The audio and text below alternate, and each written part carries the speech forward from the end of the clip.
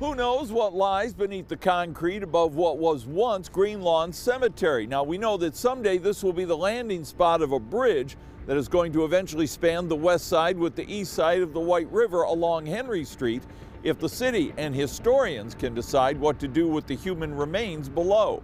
A chunk of industrial and undeveloped property bordered by West Street and Kentucky Avenue and the White River is poised to become downtown Indy's next destination neighborhood with the planned $1 billion Indy 11 Park.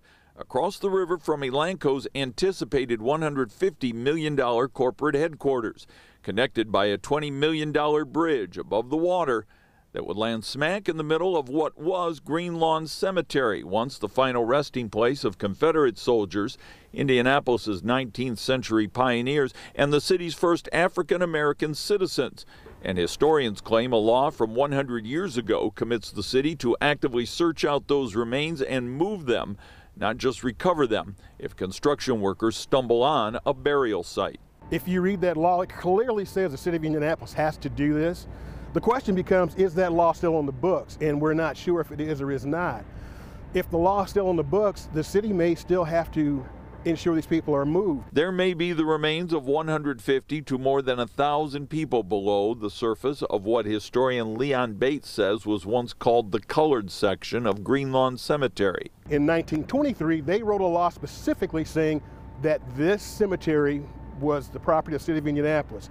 If the city of Indianapolis wanted to use it for anything other than a cemetery, the city had to remove or cause the removal of all interments in that 4-acre section. We've taken a number of proactive steps as it relates to just the due diligence of the site and the historical precedents that we know about and the history of the site itself. So for example, we're using different types of equipment. We're requiring different training of the personnel that will be operating and looking at and watching over the excavation if and when it happens early next year. There are people here.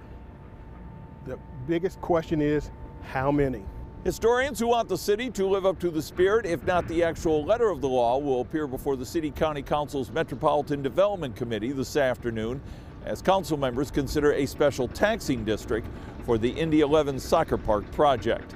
Near downtown, Russ McQuaid, CBS 4 News.